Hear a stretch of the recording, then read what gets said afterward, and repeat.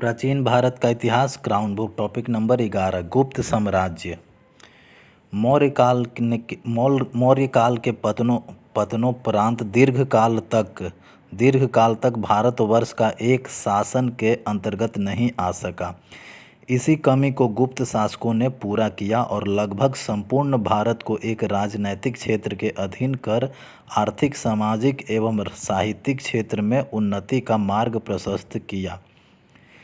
गुप्त कला को भारतीय इतिहास का स्वर्ण युग भी कहा जाता है।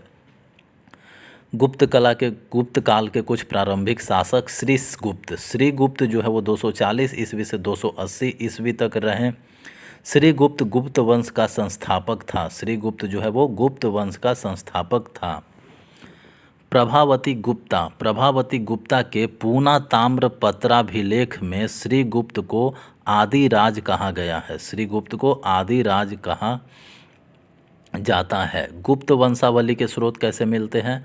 तो समुद्रगुप्त का प्रयाग प्रशस्ति अभिलेख जो है उससे, कुमार गुप्त का वीलसड स्तंभ लेख जो है उससे, एवं स्कंद गुप्त का भीतरी स्तंभ लेख जो है वो उससे मिलता है गुप्त वंशावली के कुछ स्रोत। तो श्रीगुप्त के बाद आए घटोत्कच गुप्त जो है वो 280 ईस्वी से 319 ईस्वी तक रहा। यह श्रीगुप्त का पुत्र एवं उत्तराधिकारी बना। घटोत्कच चंद्रगुप्त प्रथम जो है वो 319 से 324 ईस्वी तक रहा। चंद्रगुप्त प्रथम गुप्त वंश का पहला प्रसिद्ध राजा था। गुप्त वंश का पहला प्रसिद्ध राजा बना चंद्रगुप्त प्रथम। उसने लिच्छवी की राजकुमारी कुमार देवी से विवाह किया। चंद्रगुप्त प्रथम जो है वो लिच्छवी की राजकुमारी कुमार देवी से विवाह किया। उससे उसकी सत्ता को बल मिला। चंद्रगुप्त प्रथम ने अपने राज्यारोहण के स्मारक के रूप में 319 से 320 ईस्वी में गुप्त संवत चलाया। उसके बाद समुद्रगुप्त आया। समुद्रगुप्त जो है वो 335 ईस्वी से लेकर के 380 ईस्वी तक रहा। चंद्रगुप्त प्रथम के पुत्र और उत्तराधिकारी समुद्रगुप्त ने गुप्त साम्राज्य का अपार विस्तार किया। समुद्रगुप्त के विषय में जानकारी हरिसेन रचित प्रयाग प्रशस्ति जो कि इलाहाबाद में है उससे प्राप्त होता है। हरिसेन जो है वो शांति एवं युद्ध का मंत्री था। संधि विग्रहक था कौन? हरिसेन। रिद्धपुर अभिलेख में समुद्रगुप्त को तत्पाद परिगृहित कहा गया है। रिद्धपुर अभिलेख जो है उसमें समुद्रगुप्त को तत्पाद परिगृहित कहा गया है। समुद्रगुप्त अपनी विजयों के लिए प्रसिद्ध था। उसे असमरसतः कहा गया है कि जिसका अर्थ है 100 युद्धों का विजेता। इसलिए डॉक्टर V.A. स्मिथ ने समुद्रगुप्त को भारत के नेपोलियन की उपाधि दी है। समुद्रगुप्त ने दक्षिणापथ के 12 राजाओं को परास्त कर धर्म विजयी का कार्य किया। आर्यावर्त में उसने 9 राजाओं को परास्त कर दिग्विजयी का कार्य किया। धर्म विजयी की कहलाए जब वो दक्षिणापथ के 12 राजाओं को हरा दिए, और दिग्विजयी कहलाए जब वो आर्यावर्त में 9 राजाओं को हरा दिए। समुद्रगुप्त ने वन प्रदेश के सभी राजाओं अटाविक को परिचारक बनाया। परिचारक यानी सेवक। स्कंदगुप्त के भीतरी अभिलेख से पता चलता है कि समुद्रगुप्त ने विजय से निवृत्त होने पर अश्वमेध यज्ञ किया। ऐरन अभिलेख में समुद्रगुप्त की पत्नी का नाम दत्त देवी वर्णित है। समुद्रगुप्त को कविराज की भी कहा जाता है। कई कविताओं का रचयिता है समुद्रगुप्त। समुद्रगुप्त को कई सिक्कों पर वीणा वादन करते हुए दर्शाया गया है। श्रीलंका के राजा मेघवर्मन ने समुद्रगुप्त से गया में बुद्ध मंदिर बनाने की अनुमति मांगने के लिए एक दूत भेजा और अनुमति प्राप्त की। उसके काल में यानी समुद्रगुप्त के काल में 6 प्रकार की स्वर्ण मुद्राएं मिली। गरुड़, अश्वमेघ, धनुर्धर, व्याघ्रहंता परशु एवं वीना सारन। समुद्रगुप्त ने अश्वमेघ प्राक्रामांक की उपाधि धारण की। अश्वमेघ प्राक्रामांक किसको बोला जाता है? तो समुद्रगुप्त को ही। रामगुप्त। रामगुप्त समुद्रगुप्त की मृत्यु के बाद रामगुप्त शासक बना, जो एक कमजोर राजा था। विशाखदत्त कृत देवी चंद्रगुप्तम के अनुसार रामगुप्त शकों के साथ युद्ध में बुरी तरह पराजित हुआ। शक राजा उसकी पत्नी ध्रुव देवी को प्राप्त करना चाहता था। रामगुप्त ने अपनी पत्नी को शक शासक को देने का फैसला किया, लेकिन चंद्रगुप्त विक्रमादित्य, रामगुप्त का जो छोटा भाई था, चंद्रगुप्त विक्रमादित्य को यह बात पसंद नहीं आई और उसने स्त्री वेश धारण करके शक राजा का वध कर दिया। बाद में उसने रामगुप्त की भी हत्या कर डाली और गुप्त वंश की गद्दी पर बैठा। राजशेखर की काव्य मीमांसा में भी इस घटना का उल्लेख है। चंद्रगुप्त द्वितीय जिसको विक्रमादित्य भी बोला जाता है, वह 380 से 412 ईस्वी तक रहा। चंद्रगुप्त द्वितीय समुद्रगुप्त एवं दत्त देवी का पुत्र था। उसके शासनकाल में गुप्त साम्राज्य अपने उत्कर्ष पर पहुंचा। इसे सांची के अभिलेख में देवराज एवं प्रवरसेन के अभिलेख में देवगुप्त कहा गया है। सांची के अभिलेख में चंद्रगुप्त द्वितीय को बोला गया है देवराज, एवं प्रवरसेन अभिलेख में देवगुप्त बोला गया है। महरौली स्तंभ लेख में राजा चंद्र का वर्णन है, जिसकी पहचान चंद्रगुप्त द्वितीय से की गई है। चंद्रगुप्त द्वितीय ने वैवाहिक संबंध एवं विजय दोनों के सहारे अपने साम्राज्य की सीमा बढ़ाई। चंद्रगुप्त द्वितीय ने अपनी पुत्री प्रभावती का विवाह वाकाटक शासक रुद्रसेन द्वितीय से करवाया। उसके मरने के बाद उसका नाबालिग पुत्र उसका उत्तराधिकारी बना। इस प्रकार प्रभावती स्वयं वास्तविक शासिका हुई। वाकटक की सहायता से चंद्रगुप्त द्वितीय ने शकों को पराजित किया। इस उपलक्ष्य में उसने चांदी के सिक्के चलाए। इस विजय के बाद उसे साकारी कहा गया और उसने विक्रमादित्य की उपाधि धारण की। चंद्रगुप्त द्वितीय के उदयगिरी अभिलेख के अनुसार उसका उद्देश्य संपूर्ण पृथ्वी को जीतना था। उसकी राजधानी पाटलिपुत्र थी। उसने उज्जैन में दूसरी राजधानी स्थापित की, जो कि कालिदास एवं अमर सिंह जैसे विद्वानों से विभूषित थी। चंद्रगुप्त द्वितीय वैष्णव था और उसने परम भागवत की उपाधि धारण की। चंद्रगुप्त द्वितीय के समय ही चीनी बौद्ध यात्री फाहियान जो है वो 319 ईस्वी में भारत आया था। फाहियान जो है वो चंद्रगुप्त द्वितीय के शासनकाल में आया था और वेनसांग जो है वो हर्षवर्धन के शासनकाल में आया था। चंद्रगुप्त द्वितीय के 9 रत्न।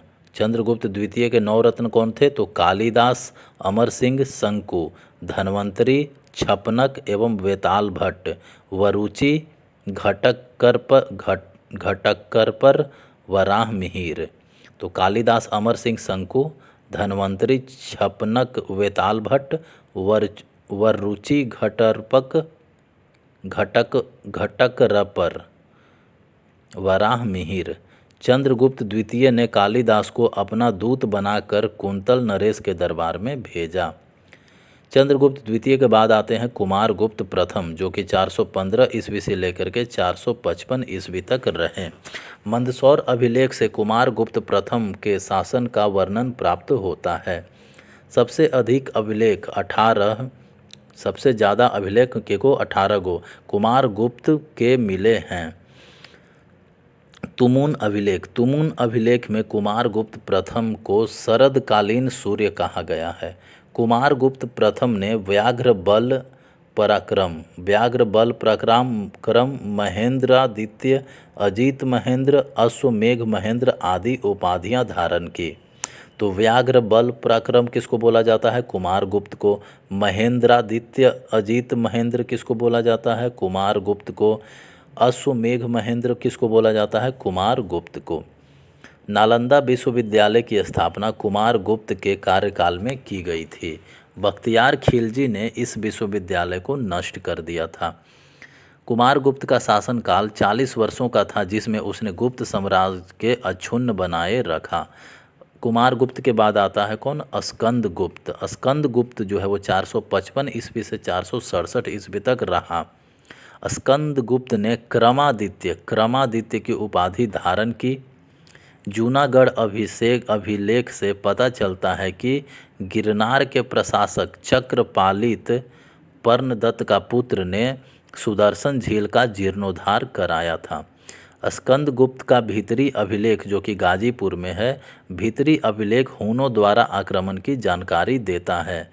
तोरमन मिहिर कुल प्रसिद्ध हून राजा थे। कहोम स्तंभ लेख में स्कंदगुप्त को सक्रोपम तथा जूनागढ़ अभिलेख में श्री परिक्षिप्त वृछा कहा गया है। तो स्कंदगुप्त को कहोम स्तंभ लेख में स्कंदगुप्त को सक्रोपम एवं जूनागढ़ अभिलेख में स्कंदगुप्त को श्री परिक्षिप्त वृछा कहा गया है। स्कंदगुप्त ने प्रशासनिक सुविधा के उद्देश्य से अयोध्या को अपनी राजधानी बनाया था। विष्णुगुप्त गुप्त वंश का अंतिम शासक था। विष्णुगुप्त जो है वो गुप्त वंश का अंतिम शासक था। गुप्त शासकों द्वारा कुछ ग्रहण किए गए उपाधियाँ। श्रीगुप्त को आदिराज एवं महाराज बोला जाता था। आदिराज और महाराज किसको बोला जाता था? श्रीगुप्त को। घटोत्कच को महाराज बोला जाता था। चंद्रगुप्त प्रथम को महाराजाधिराज बोला जाता था। समुद्रगुप्त को पराक्रमांक बोला जाता था। समुद्रगुप्त को। चंद्रगुप्त द्वितीय को विक्रमादित्य एवं विक्रमांक बोला जाता था। चंद्रगुप्त द्वितीय को विक्रमादित्य एवं विक्रमांक। कुमार गुप्त को क्या बोला जाता था? महेंद्रादित्य एवं शकरादित्य कुमार गुप्त। स्कंदगुप्त को बोला जाता था क्रमादित्य बोला जाता था स्कंदगुप्त को। गुप्तकालीन कुछ प्रशासन पद्धति जो है वो, गुप्त साम्राज्य की शासन व्यवस्था राजतंत्रात्मक थी। राजपद वंशगत था, लेकिन राजगद्दी हमेशा ज्येष्ठ पुत्र को ही नहीं मिलती थी। गुप्त साम्राज्य की राजधानी पाटलिपुत्र थी। गुप्त राजाओं ने प्रांतीय एवं स्थानीय शासन की पद्धति चलाई। राज्य कई भुक्तियों अर्थात प्रांतों में विभाजित था और हर भुक्ति पर प्रभारी उपरिक होता था। भुक्तियों जो है वो कई विषयों में विभाजित थी, जिसका प्रभारी विषयपति होता था। प्रत्येक विषय को विथियों में बांटा गया था और विथियां ग्रामों में विभाजित थी। यानी कई ग्राम मिलकर के विथि बनी थी, कई विथि जो है वो मिलकर के विषय बना था, और कई विषय जो है वो मिलकर के क्या बना था? भुक्ति, और भुक्ति जो है मिलकर के पूरा साम्राज्य बना था। पेठ जो है यह ग्राम समूह की इकाई थी। ग्राम प्रशासन की सबसे छोटी इकाई थी। ग्राम सभा क्या था? ग्राम का प्रशासन ग्राम सभा द्वारा संचालित होता था, जिसका मुखिया ग्रामीण कहलाता था एवं अन्य सदस्य महतर कहलाते थे। ग्राम सभा को पंचमंडली एवं ग्राम जनपद कहा जाता था। गोप्ता क्या था? यह देश का प्रशासक तथा जो सम्राट द्वारा सीधे नियुक्त किया जाता था वो होता था गोप्ता। समुद्रगुप्त के पदाधिकारी। संधि विग्रहक क्या थे? तो संधि व युद्ध का मंत्री थे संधि विग्रहक। कुमारा मात्य क्या थे? तो गुप्त साम्राज्य के सबसे बड़े अधिकारी को कुमारा मात्य बोला जाता था। खाद्यत पाकिका क्या था? तो राजकीय भोजनालय का अध्यक्ष होता था खाद्यत पाकिका। महादंडानायक जो है वो न्यायाधीश को बोलते थे। ध्रुवाधिकरण जो है वो भूमि कर वसूलने वाला प्रमुख अधिकारी था। चंद्रगुप्त द्वितीय के पदाधिकारी। चंद्रगुप्त द्वितीय के समय में उपरिक उपरिक बोला जाता था प्रांत का राज्यपाल को। कुमारा मात्य बोला जाता था प्रशासनिक अधिकारी को। दंडपासिक जो बोला जाता था वो पुलिस विभाग के प्रधान को। महादंड नायक मुख्य न्यायाधीश को बोला जाता था। बलाधिकृत बोला जाता था सैन्य कोष का अधिकारी को। महाप्रतिहार बोला जाता था मुख्य दौवारी को। सैन्य संगठन गुप्त काल के सैन्य संगठन सम्राट जो है वह सेना का अध्यक्ष होता था। युवराज जो है वो सम्राट के वृद्ध होने पर सेना की अध्यक्षता युवराज करता था। सेना कई शाखाओं में विभाजित थी। पहला गज सेना का प्रधान अध्यक्ष महापीलुपति होता था। अश्व सेना का प्रधान अध्यक्ष जो है महाश्वपति या भट्टाश्वपति होता था। रणभाण्डाधिकृत क्या होता था? तो सैन्य कार्य में आने वाली सामग्री की व्यवस्था एवं पूर्ति से संबंधित कर्मचारी था रणभाण्डाधिकृत। सामाजिक जीवन गुप्त काल के सामाजिक जीवन कैसा था? तो गुप्त युग में भारतीय समाज 4 वर्णों में विभाजित था। ब्राह्मण, क्षत्रिय, वैश्य एवं शूद्र। कायस्थ का सर्वप्रथम उल्लेख याज्ञवल्क्य स्मृति तथा गुप्तकालीन अभिलेखों से प्राप्त होता है। गुप्त काल में शूद्रों की स्थिति में सुधार आया। उन्हें रामायण, पुराण, महाभारत सुनने का अधिकार मिल गया। शूद्रों की पहचान मुख्यतः कृषक के रूप में भी होने लगी। समाज में छुआछूत प्रचलित था। स्त्रियों की दशा में थोड़ी गिरावट आई। निचले 2 वर्णों की स्त्रियों को जीवन निर्वाह के लिए अर्जन करने की स्वतंत्रता मिली, जो कि ऊपरी 2 वर्णों की स्त्रियों को प्राप्त नहीं थी। एक विवाह की प्रथा नहीं थी। गुप्त शासक बहु विवाह करते थे।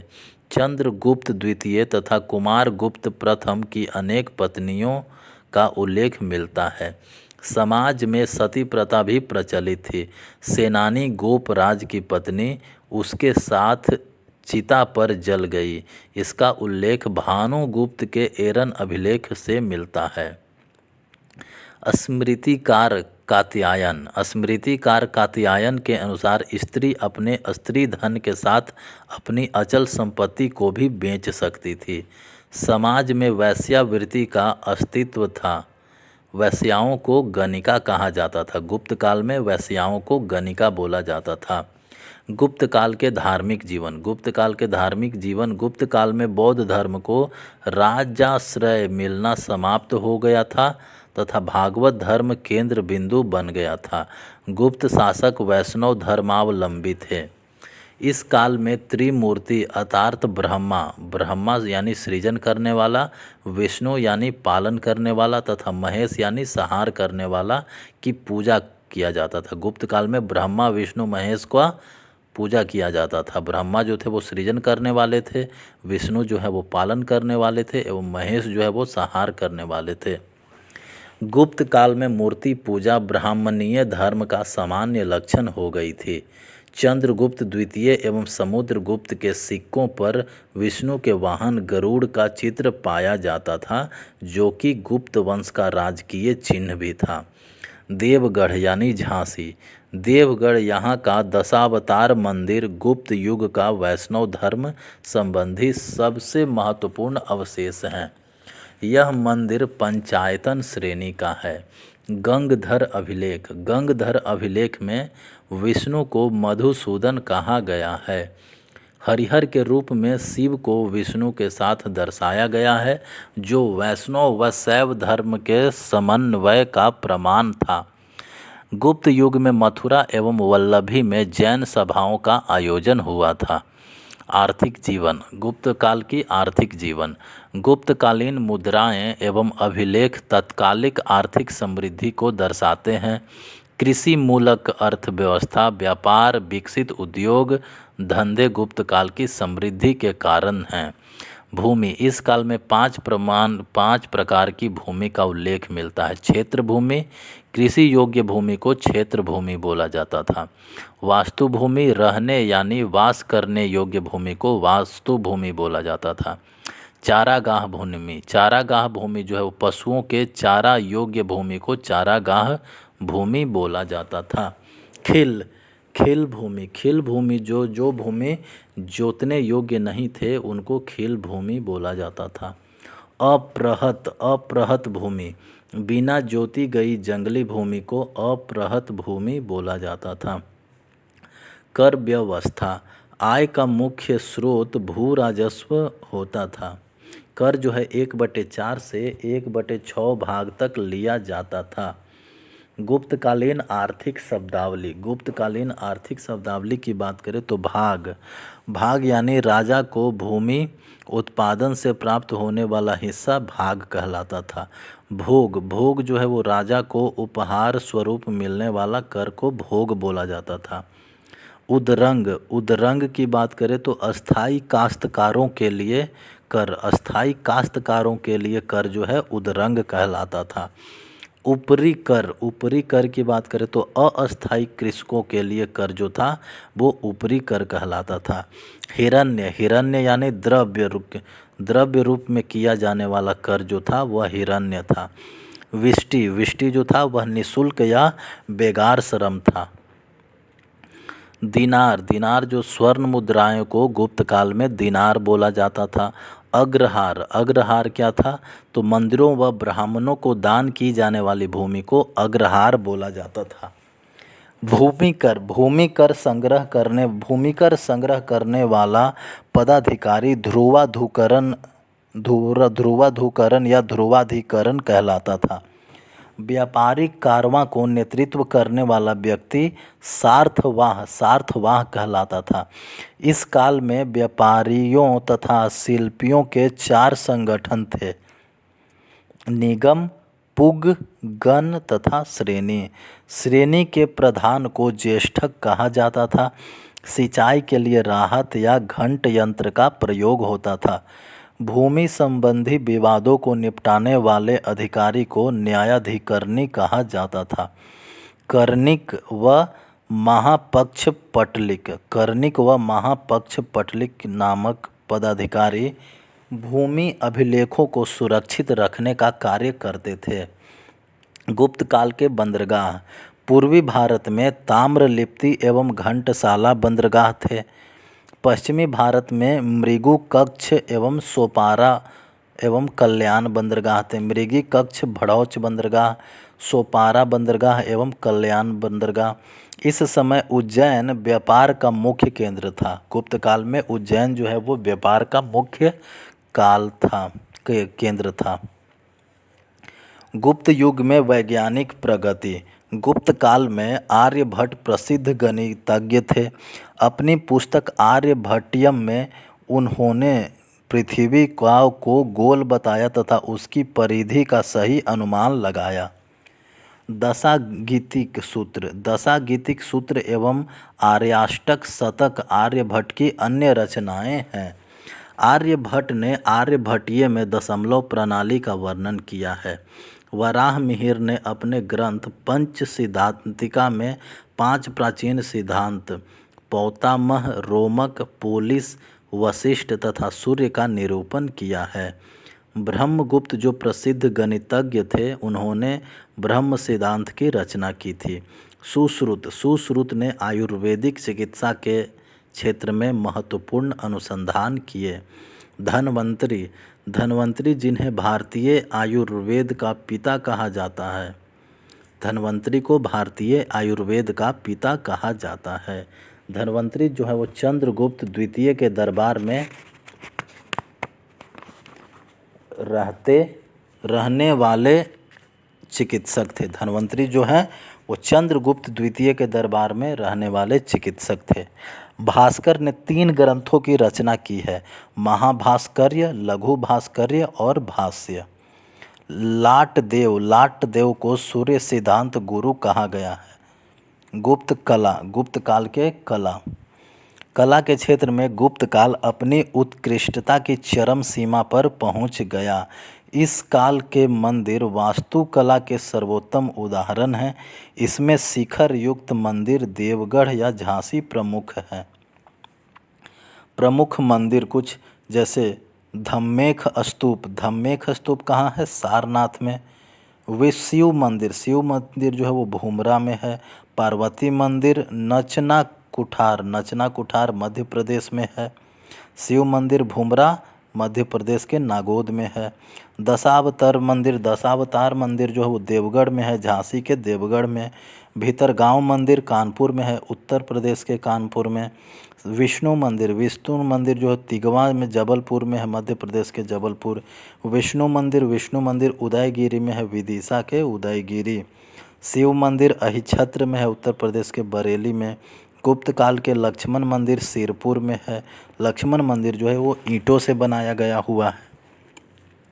पवाया का मंदिर नगोद में। खोह का मंदिर, शंकर मढ़ का मंदिर जबलपुर में आदि भी गुप्त काल के आकर्षक मंदिर हैं। गुप्त काल में चित्रकला भी अपने वैभव, गौरव तथा तकनीक की चरम सीमा पर पहुंच गई। अजंता की चित्रकारी गुफाएं महाराष्ट्र के औरंगाबाद जिले में स्थित है। कुल 29 गुफाओं में से गुफा संख्या 16, 17, 19 गुप्त काल से संबंधित है। अजंता की खोज 1819 ईस्वी में सर जेम्स अलेक्जेंडर ने की थी। गुफा संख्या 16 में मरनासन राजकुमारी का चित्र है। गुफा संख्या 17 में जातक कथाओं का उल्लेख है। इसमें बुद्ध को यशोधरा से भिक्षा मांगते और यशोधरा द्वारा राहुल को बुद्ध को सौंपते हुए दिखाया गया है। इस गुफा में सिंहल के राज दरबार का भी चित्र है। इसे चित्रों का चित्रशाला कहा गया है। अजंता की गुफाओं के चित्र बौद्ध धर्म के महायान शाखा से संबंधित है।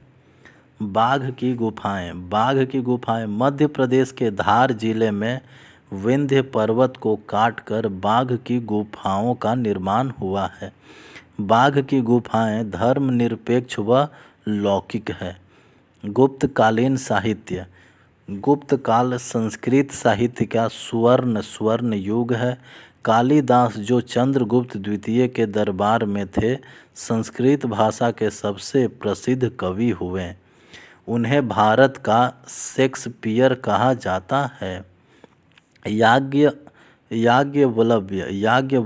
स्मृति जो है वो याज्ञवल्क्य स्मृति, कात्यायन स्मृति एवं बृहस्पति स्मृति और पराशर स्मृति रचना जो है वो गुप्त काल में ही हुई है। यानी याज्ञवल्क्य स्मृति, कात्यायन स्मृति, बृहस्पति स्मृति और पराशर स्मृति की रचना गुप्त काल में हुई है।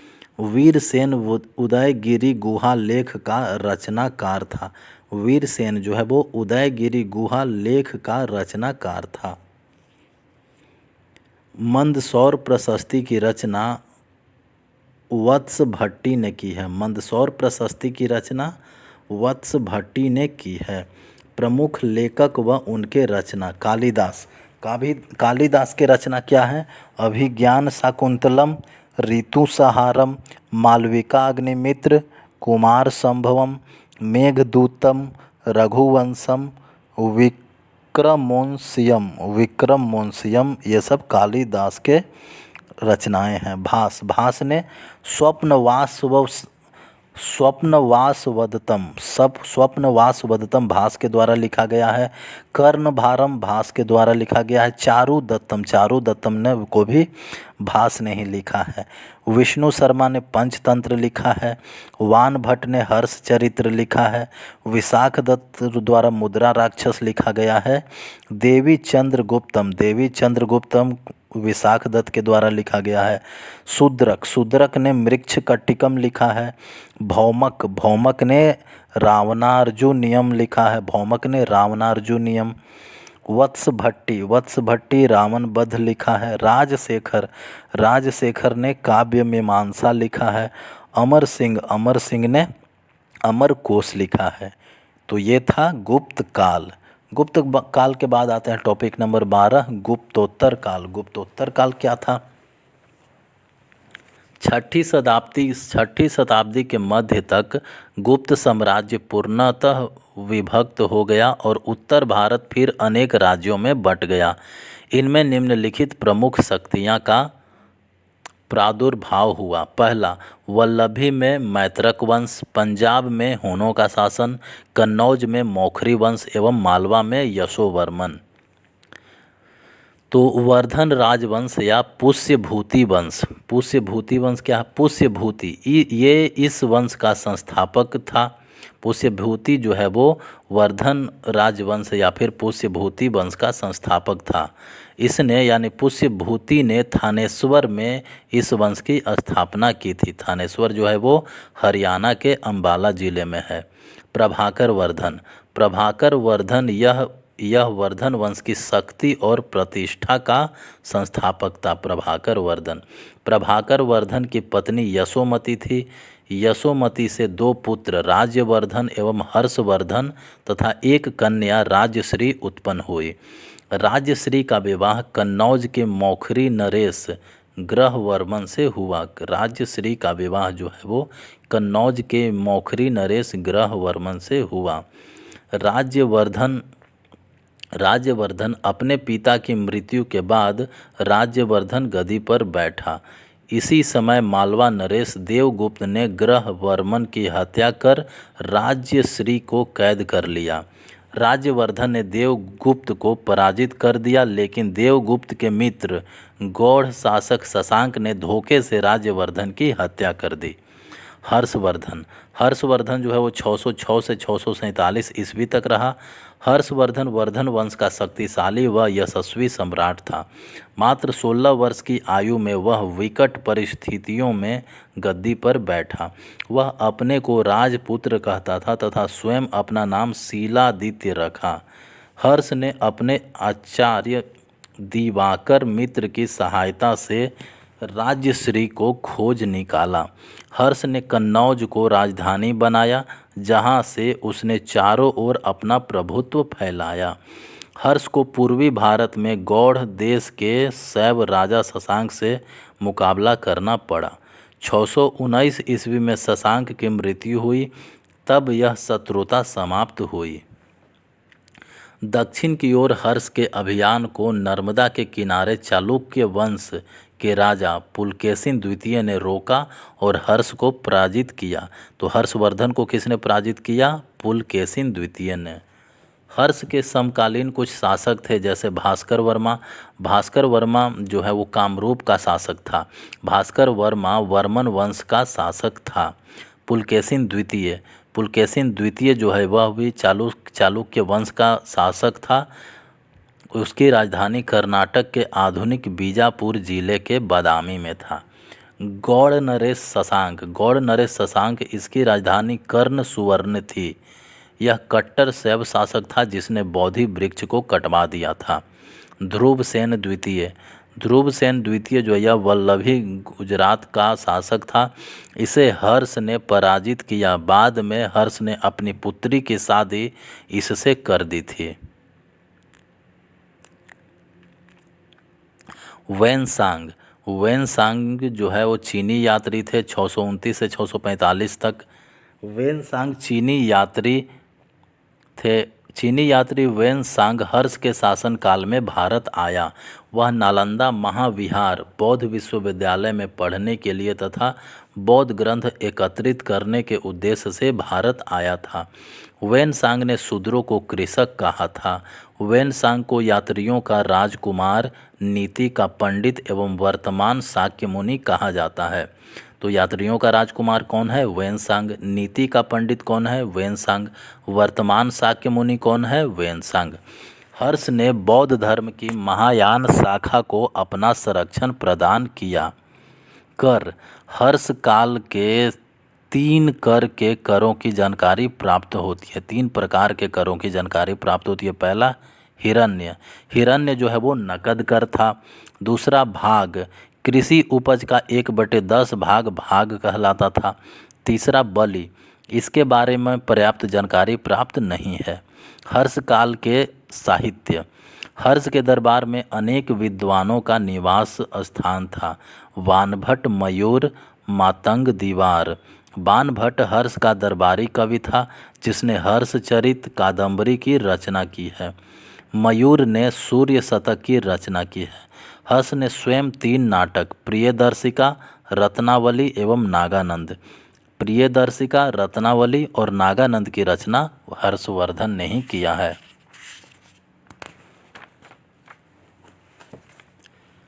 प्रयाग की महामोक्ष परिषद, प्रयाग की महामोक्ष परिषद। हर्ष प्रयाग में प्रत्येक 5वें वर्ष में महामोक्ष परिषद का आयोजन करवाता था। इसने प्रथम दिन बुध की, दूसरे दिन सूर्य की, तीसरे दिन शिव की पूजा की जाती थी तथा चौथे दिन दान दिया जाता था। वेनसांग छठे परिषद में सम्मिलित हुआ था। प्रशासन, हर्षवर्धन का प्रशासन।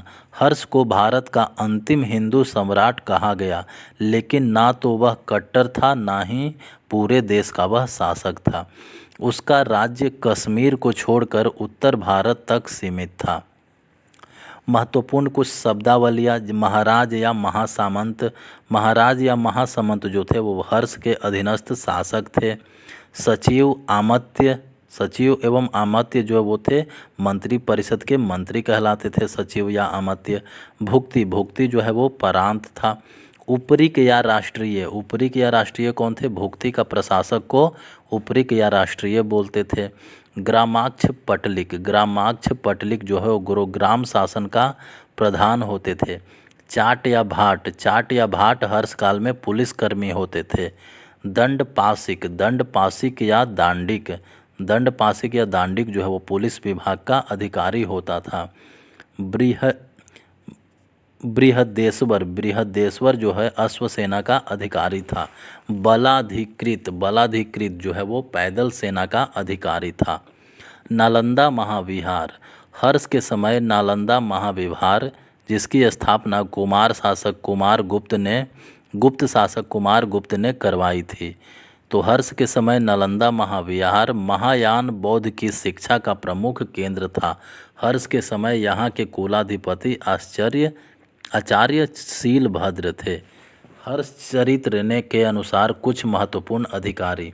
सिंहनाद, सिंहनाद जो थे वो मुख्य सेनापति थे। अवंती, अवंती जो शांति एवं युद्ध का मंत्री थे। स्कंदगुप्त, स्कंदगुप्त जो है वो हाथी सेना का मुख्य अधिकारी था। कुंतल, कुंतल जो है वो अश्व सेना का प्रधान अधिकारी था। टॉपिक नंबर 13, दक्षिण भारत का इतिहास। दक्षिण भारत का इतिहास की बात करें तो महापाषाणिक यानी मेगालिथिक पृष्ठभूमि। प्रायद्वीपीय भारत के उच्च भागों में वे लोग बसते थे जो महापाषाण निर्माता कहलाते थे। महापाषाण निर्माता यानी मेगालिथिक बिल्डर। उनका पता उनकी कब्रों से चलता है जो महापाषाण कहलाती है। इन कब्रों को महापाषाण इसलिए कहते हैं कि इन्हें बड़े बड़े पत्थरों के टुकड़ों से घेरे दिया जाता था। इन कब्रों में दफनाए गए लोगों के न केवल अस्थि पंजर ही बल्कि मृद भांड और लोहे की वस्तुएं भी मिलती हैं, जिसमें काला व लाल मृद भांड अधिक प्रचलित हैं।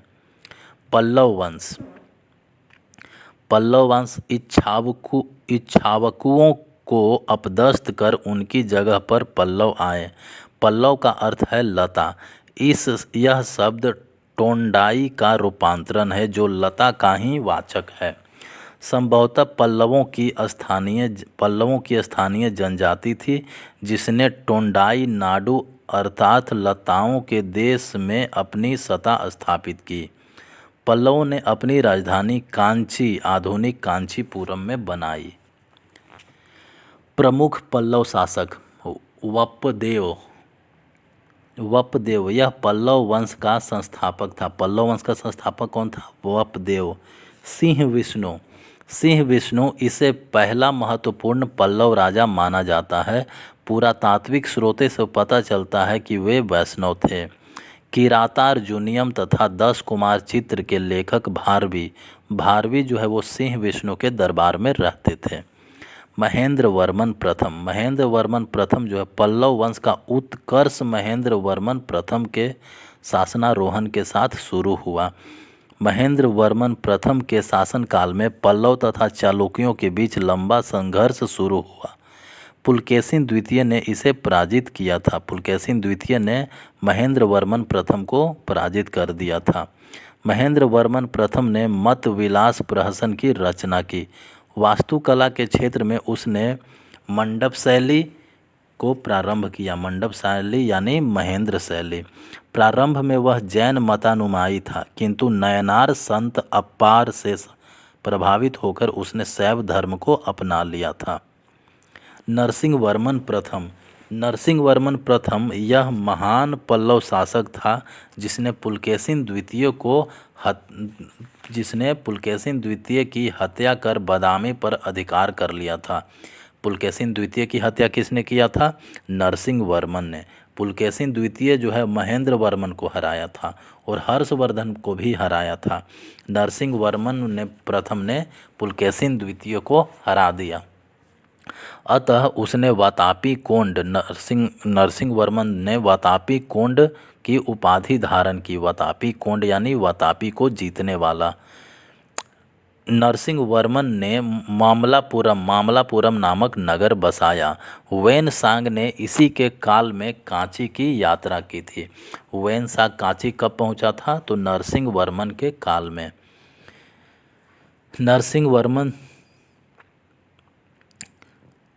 नरसिंह वर्मन द्वितीय का शासनकाल शांति, समृद्धि तथा मंदिरों के निर्माण का काल था। दंडिन नामक विद्वान इन्हीं के दरबार में रहता था। दंडिन नामक विद्वान जो है वो नरसिंह वर्मन द्वितीय के दरबार में रहता था। नरसिंह वर्मन द्वितीय ने कांची के कैलाशनाथ मंदिर का निर्माण करवाया। नंदी वर्मन द्वितीय जो है वो वैष्णव धर्मानुयायी था। नंदी वर्मन द्वितीय ने राष्ट्रकूट शासक दंती दुर्ग की पुत्री रेवा से शादी की। अपराजित यह पल्लवों का अंतिम महत्वपूर्ण शासक था। अपराजित जो है वो पल्लवों का अंतिम महत्वपूर्ण शासक था।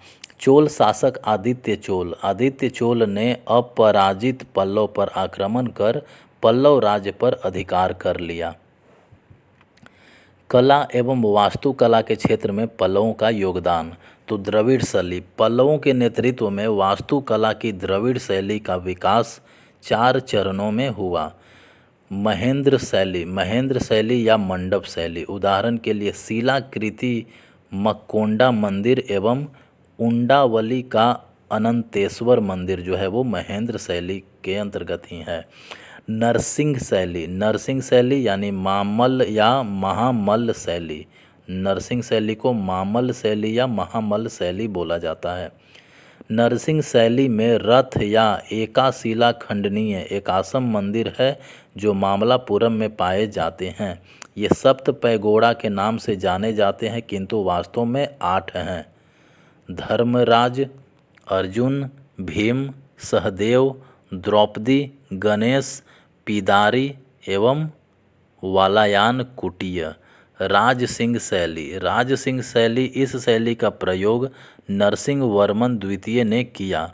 उदाहरण के लिए महाबलीपुरम का तट राजसिंह शैली से बना हुआ है। ईश्वर तथा मुकुंद मंदिर राजसिंह शैली से बना हुआ है।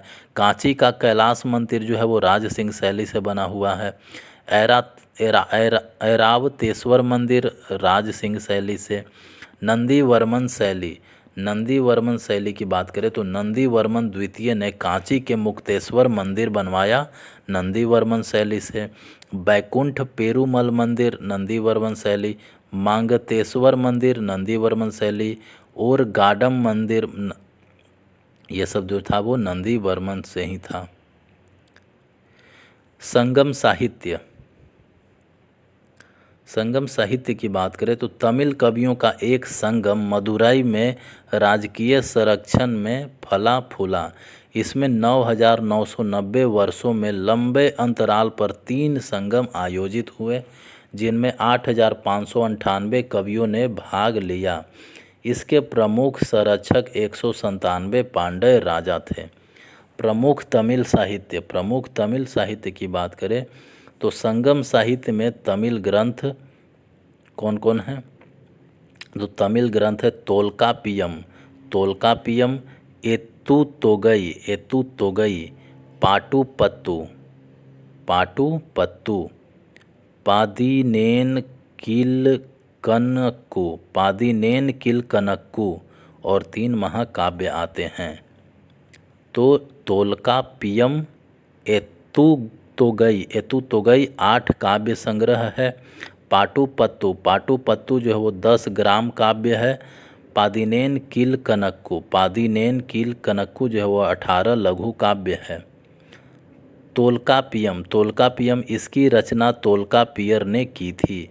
यह तमिल व्याकरण है। महाकाव्य पहला शिल्पादिकारम, शिल्पादिकारम जो है वो रत्न जड़ित नूपुर, इसका लेखक इलंगो हैं। इलंगो चोल शासक करिकाल का पौत्र था। मणिमेकलय, मणिमेकलय इसकी रचना कवि सतनार ने की थी। शिवगसिंदामणि, शिवगसिंदामणि जो है वो तिरुत्कदेवर द्वारा रचित है।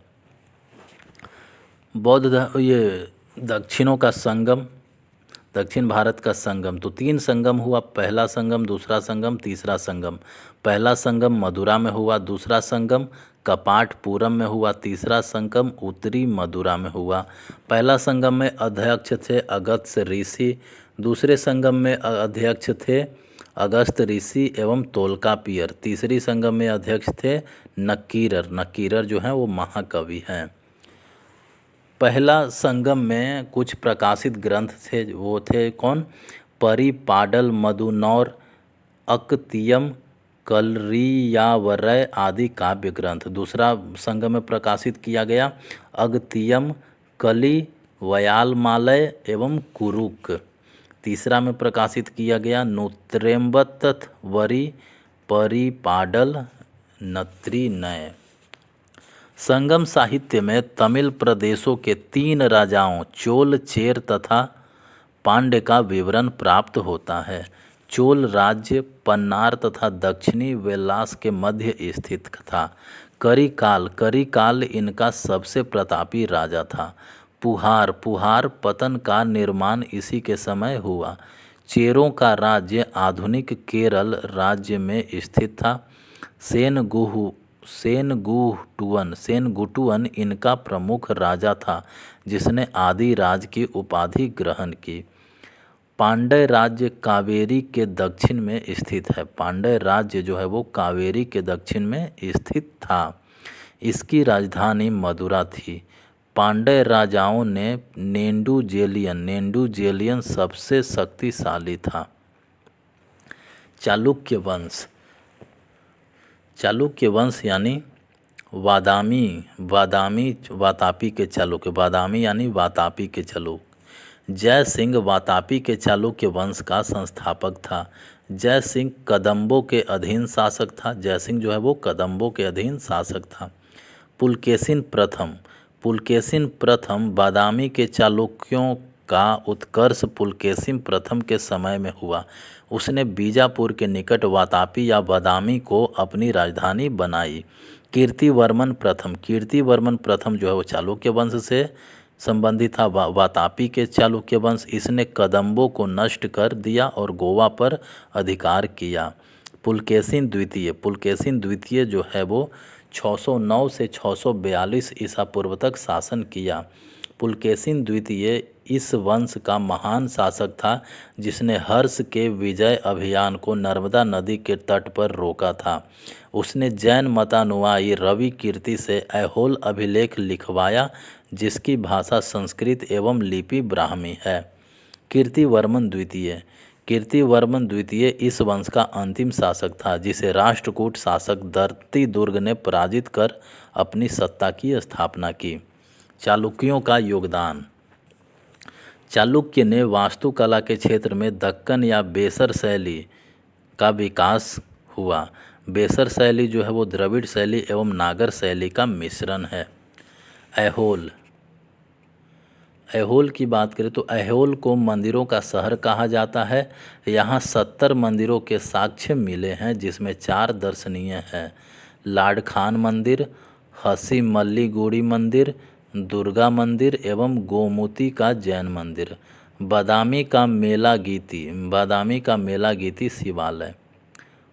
पट्टदकल, पट्टदकल क्या, पापनाथ मंदिर, विरूपाक्ष मंदिर, इसे विक्रमादित्य द्वितीय की रानी लोकमहादेवी ने बनवाया था। लोकमहादेवी ने बनवाया है विरूपाक्ष मंदिर। त्रिलोकेश्वर महादेव मंदिर, त्रिलोकेश्वर महादेव मंदिर, इसे विक्रमादित्य द्वितीय की दूसरी रानी त्रिलोक महादेवी ने बनवाया था। वेंगी के चालुक्य, वेंगी के चालुक्य की बात करें तो पुलकेशिन द्वितीय ने आंध्र को जीतकर अपने भाई विष्णुवर्धन को दिया, जिसने वेंगी के चालुक्य वंश की स्थापना की। इस वंश के अन्य महत्वपूर्ण शासक थे विजयादित्य, विष्णुवर्धन IV, विजयादित्य द्वितीय, विजयादित्य तृतीय, गुनग एवं भीम प्रथम। कल्याणी के चालुक्य, इस वंश की स्थापना तैलप द्वितीय ने की थी। इसने राष्ट्रकूट राजा कर्क द्वितीय को मारकर इस वंश की स्थापना की थी। तैलप द्वितीय की राजधानी मान्यखेट थी। सोमेश्वर द्वितीय, सोमेश्वर द्वितीय अपनी राजधानी मान्यखेट से कल्याणी ले गया। विक्रमादित्य VI, विक्रमादित्य VI इस वंश का एक महान शासक था। विक्रमांक देव चरित के लेखक विल्हन तथा मिताक्षरा के लेखक विज्ञानेश्वर को उसका प्रश्रय मिला हुआ था। सोमेश्वर तृतीय, सोमेश्वर तृतीय के काल में चालुक्य राज्य बिखरने लगा। इसने अभिलाषी तर्प चिंतामणि यानी मानसोल्लास विश्वकोश की रचना की, जिसके कारण इसे सर्वज्ञ भी कहा जाता है। तो ये था प्राचीन इतिहास का आखिरी